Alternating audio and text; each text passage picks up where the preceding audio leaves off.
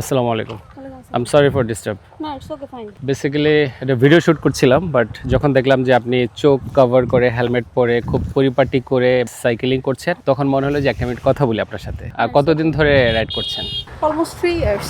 3 years. শখের বশে করেন অথবা প্রফেশনাল সাইক্লিস্ট বলতে যেটা বোঝায়? না, actually I am not a professional cyclist. Okay. আমার শখ। শখ থেকে হ্যাঁ, করছেন? শখ থেকে। বেসিক্যালি আমি হাউসওয়াইফ। ওকে। আমি একটু মাইক্রোফোন দিতে পারি আপনাকে? হ্যাঁ, দিতে পারেন। সাইক্লিং করে কোথাও যান? কোথাও গ্রুপ ট্যুর বা অন্য হ্যাঁ, কোথাও? Group tour. আমাদের এইচডিসি সাউথ ঢাকা সাইক্লিস্ট প্রতি শুক্রবার আপনার গ্রুপ রাইড দেয়। আচ্ছা, কমলাপুর এভরি স্টেশন ফ্রাইডে? থেকে। হ্যাঁ, এভরি ফ্রাইডে। ওকে। ফ্রাইডে মর্নিং আরো কিছু গ্রুপ আছে, হেমন্ত রাইডার্স, বিডি সাইক্লিস্ট, ওরাও শুক্রবারে বিভিন্ন ইভেন্ট দেয়। আচ্ছা, এই সাহসটা কিভাবে করলেন? সাইক্লিং আমার ছোটবেলার শখ। ছোটবেলার শখ, কিন্তু হ্যাঁ। ছোটবেলায় সাইক্লিং করতেন না, না? ছোটবেলা সাইক্লিং করার পারমিশন পাই নাই বাসা থেকে।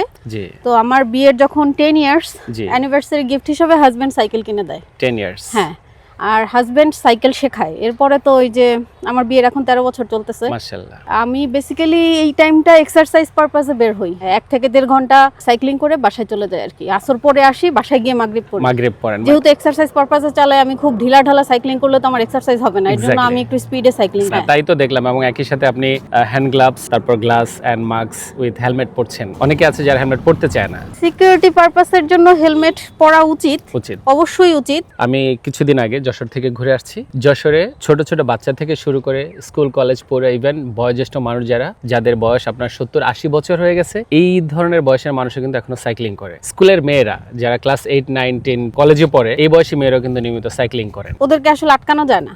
আটকানো যায় না। হ্যাঁ, এখানে আপনি পরামর্শ দিয়ে কোনো কাজ হবে না। যার ভালো লাগবে সে সাইকেল নিয়ে বের হবেই। অনেকে হচ্ছে সাইকেল স্ট্যান্ড করে। আপনার এই ধরনের কোনো আগ্রহ তৈরি না হয় না, আমার সাইকেল স্ট্যান্ড করার কোনো আগ্রহ নাই। আমি এক্সারসাইজ পারপাসে সুস্থ থাকার জন্য করি, আর আমার সাইকেলটা খুব পছন্দ। বাসায় এই টাইমটা আমি থাকলে মোবাইল চালাতাম, জি, বা কারোর সাথে হয়তো গল্প গুজব করতাম। তো আমার ওই ইটা নাই। মানে সময়টাকে আপনি ওয়েস্ট না করে হচ্ছে সাইক্লিং করে জাস্ট ফিটনেসের জন্য আপনি এটা এটাও মানে অনেকের দৃষ্টিতে one kind of time wasting আর কি। কিন্তু আমার কাছে মনে হয় আমি ঘরে বসে থাকার থেকে যদি এই টাইমটুকু আমি একটু বাইরে থাকি, ফ্রেশ এয়ার পাই, আমার কাছে এক্স্যাক্টলি মানে এই টাইমটা খুব মানে ভালো লাগে। আমার মনে হয় যে আমার দিনের মধ্যে আমি ইভেন একটু আগে আমি অসুস্থ বোধ করতেছিলাম, আমি এখানে আসার পর সাইক্লিং করে আমি বেটার ফিল করতেছেন। সরি, আপনার নামটা জানা হয়নি। আমার নাম ফেন্সি। ফেন্সি? হ্যাঁ, খাদিজা আক্তার ফেন্সি। খাদিজা আক্তার ফেন্সি। জি। আপু অনেকের ইন্সপিরেশন হতে পারে। অনেকে আছে যারা সাইক্লিং করতে চায়, বাইকিং করতে চায়। দিন দিন রাইডিং এর পরিমাণ বাড়ছে, মেয়েরা আজকাল ঘরে বাইরে বের হচ্ছে। বাট আপনার মনে হয় কখনো যে এরকম লং ট্যুর দিতে ইচ্ছে করে বা দূরে কোথাও যেতে ইচ্ছে করে বা গিয়েছেন কখনো?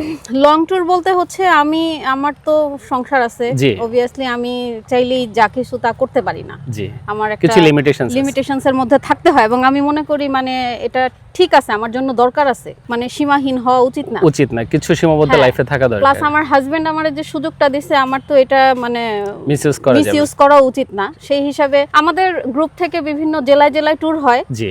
তো যেখানে নাইট স্টে করতে হবে বা বাইরে গিয়ে থাকতে হবে, ওই টাইপের ট্যুরে আমি যাই না।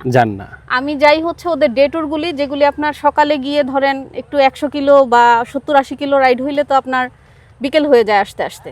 মানে মোট কথা আমি সকালে বের হলে আমি দিনে দিনে সন্ধ্যার আগে মাগরিবের মধ্যে বাসায় ব্যাক করতে পারি। হ্যাঁ, বাসায় ঢুকে যাই আর কি। খাদিজা আপু আমাদের অনেকের জন্য একটা ইন্সপিরেশন হতে পারে। খাদিজা আপুর সংসারে বয়স হয়ে গেছে অলমোস্ট 13 বছর। আলহামদুলিল্লাহ 13 বছর।